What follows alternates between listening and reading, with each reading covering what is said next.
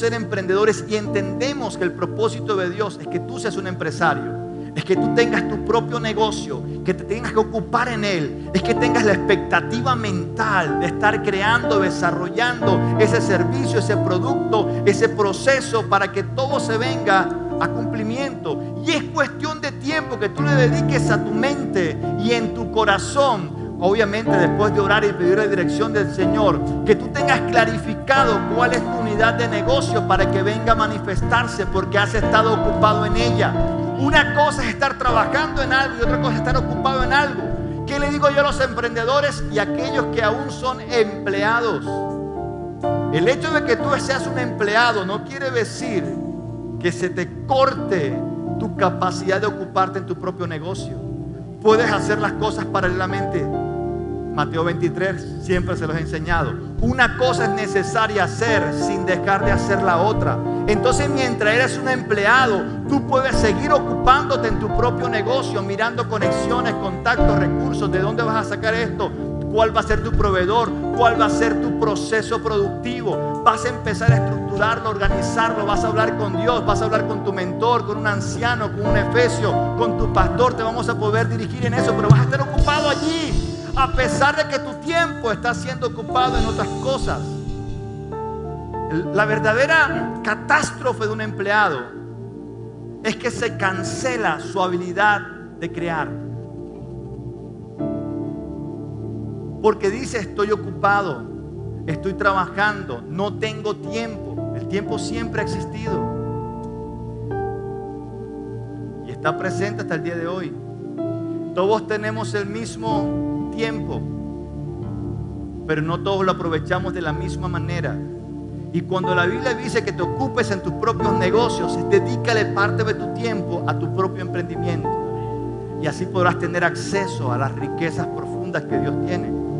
Pero tú no puedes, así seas un empleado en este momento, cancelar tu creatividad, tu imaginación, tu inventiva, tu dirección divina, la capacidad que Dios tiene de generar imágenes dentro de tu ser, para que tú puedas decir: ¿qué voy a hacer? Tampoco puede ser el hecho de que ya yo lo logré, o ya yo estoy viejo, o ya yo para qué voy a hacer cosas nuevas. Olvídate. Si tú no tienes menos de 70 años, o si tú tienes menos de 70 años, todavía hay posibilidad de volver a emprender un nuevo negocio. Todas las marcas se reinventan, se redefinen muchos conceptos, pero nosotros como hijos de Dios hemos caído en la depresión mental del emprendimiento, en decir: no puedo hacerlo. ¿Por qué? Porque tengo que trabajar y ganarme el mínimo para eso. Perdóname, pero eso tiene una media verdad.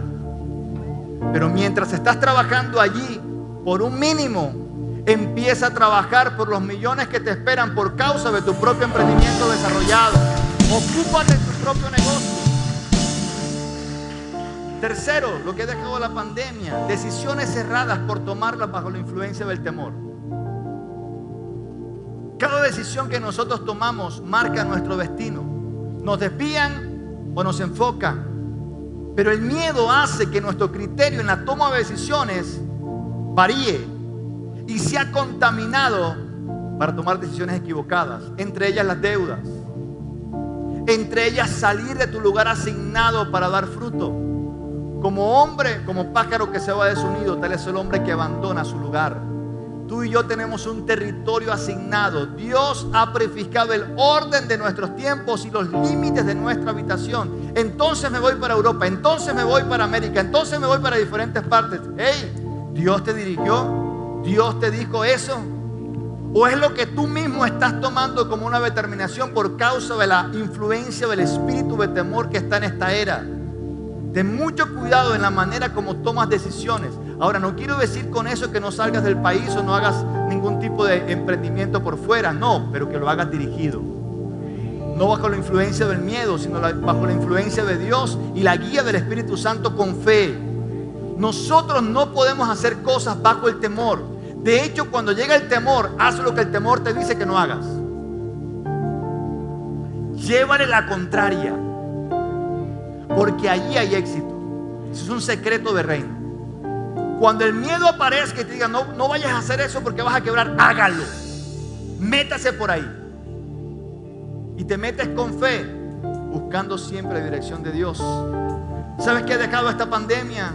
Como efectos de que hacen que se demore más nuestro propósito y nuestro destino. Ha dejado principios comprometidos, una baja moral. La gente está, estos días me comentaba mi esposa, venden sus cuerpos en una webcam. Venden sus cuerpos como prostitutas, prepago, diferentes cosas. Las muchachitas que porque tienen un tema antropológico de juventud, entonces aprovechan esa temporada para poder prostituirse y obtener dinero, entre comillas, sencillo. Pero no solamente vamos hasta allá. Vamos, ¿cuántas personas han mentido por obtener un contrato? Han sobornado por obtener algún tipo de beneficio. ¿Cómo han estado tus principios morales y espirituales, santidad para hacer negocios aún? ¿En qué momento nos hemos perdido para poder nosotros bajar nuestro estándar de moral y decir, es que necesito más dinero? Y por causa del dinero nuestros principios se han comprometido. Ahora, esos principios comprometidos también han tenido otro problema, y es que nuestras prácticas espirituales comunes han cesado. La gente ha dejado de orar, ha dejado de ayunar. Tengo que trabajar, tengo que buscar, tengo que resolver. Se ha perdido en todo. Pero hay algo peor de este tema, y es que estadísticamente se ha comprobado que el cuerpo de Cristo, cuando entra en algún tipo de crisis como en esta temporada, la generosidad se pausa. La generosidad se detiene. Y la Biblia dice, el alma generosa será prosperada. Hay quienes reparten y les es añadido más. Hay quienes retienen más de lo que es justo y vienen a la pobreza. Es un principio espiritual. Tú quieres prosperar, quieres tener accesos a riquezas, tienes que aprender a continuar siendo generoso independientemente de las circunstancias. Cuando preparaba la enseñanza me ponía a pensar en Abraham. Abraham conquistó 5 reyes con 319 hombres, nacidos en casa, dice la Escritura. ¿Usted cree que fue simplemente que se asustaron y se fueron? No, dio cuchillo y mató gente. A 5 reyes. Imagínense toda una noche y madrugada peleando. Y cuando Abraham viene luego de esa conquista, de esos 5 reyes, de recuperar el botín, su sobrino y todas las cosas de su sobrino, ¿sabes quién aparece allí en medio de ese cansancio? Melquisedec, así como el rey de Sodoma. Y Abraham no le dice a Melquisedec, vente más tarde, vente mañana, es que estoy cansado. Es que mira, yo estoy tirando machete desde bien temprano en la madrugada, antes de que saliera el sol, hasta esta hora. O sea, me vas a salir ahora. No puedes venir mañana que ya usted me haya bañado, cambiado. Yo me imagino que Abraham venía ensangrentado, sudado, hediondo a chivo, de cuanta cosa. ¿Y se le aparece quién? El sacerdote. ¿Cómo se le aparece? Con pan y con vino, con pacto. Es decir, tuviste una victoria. Estás en un momento muy circunstancial, pero eso no debe modificar tus prácticas de generosidad. Dame los diezmos. ¿Qué es lo primero que se recorta del presupuesto cuando una persona no tiene claro el acceso a las riquezas profundas? Su generosidad para con el reino. No son ricos para con Dios. Dicen, no puedo diezmar, no me alcanza. No te alcanza. No es porque no te esté alcanzando. No te alcanza porque no das. Porque si eres capaz de dar, estamos convencidos que la promesa de Dios se va a cumplir, que abrirá las compuertas de los cielos, derramará su bendición hasta que sobreabunde. Entonces, todos estos obstáculos tienen que ser removidos de nuestra lista. El miedo, la depresión empresarial, las decisiones erradas por la influencia del temor, las deudas, el comprometer principios y la pausa en la generosidad, para que esas montañas sean removidas y lleguemos a nuestro lugar. Y por último, y esto me encantó, lo que el Señor hace pedazos las puertas y los cerrojos. El Señor trae rompimientos para podernos dar acceso a los tesoros muy ocultos y muy escondidos. Rompimiento significa acción, efecto de romper, romperse. Significa un espacio abierto de un cuerpo sólido o quiebra que se reconoce en él. Para tener estos rompimientos que el Señor ha establecido y estos accesos a riquezas profundas, se requiere entonces constancia repetitiva de actividades espirituales en términos financieros. No se puede lograr con una sola vez que tú golpees. No. Tiene que ser acumulativo, repetitivo y constante. Te lo pruebo. Vaya conmigo, por favor, a Eclesiastés capítulo 11, versículo 6. Eclesiastés capítulo 11, versículo 6. Para que algo pueda causar un rompimiento, se requiere ejercer mayor fuerza que genere una separación. Es acumular con repetición, es superar el límite de resistencia de cualquier cuerpo. Es una ruptura violenta. Eso es rompimiento. Entonces, para poder causar estos rompimientos, mira lo que dice el rey Salomón en Eclesiastés capítulo 11, versículo 6. Siembra tu semilla en la mañana y no des reposo por la tarde, pues nunca sabes cuál siembra saldrá mejor, si la de la mañana o de la tarde, si esta o aquella, o si ambas serán igual de buenas. Salomón no te está diciendo, ahora, si alguien tiene autoridad para hablar en términos financieros, amados, es Salomón. Cuando en los tiempos de él el dinero era como piedras, dice la Escritura. El poder adquisitivo era extremadamente abundante en los tiempos de Salomón. Fue el hombre más rico de su época en el globo terráqueo. No solamente por su sabiduría, sino por todo el acceso a recursos.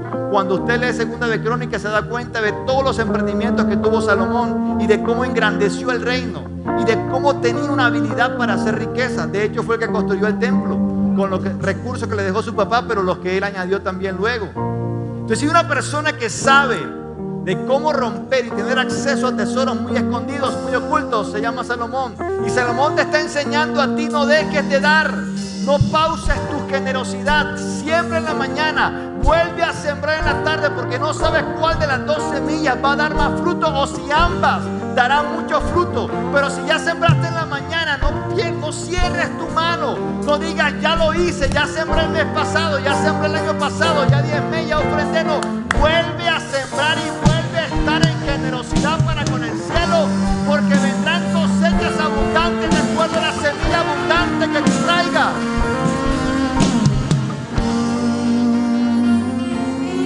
Cada vez que nosotros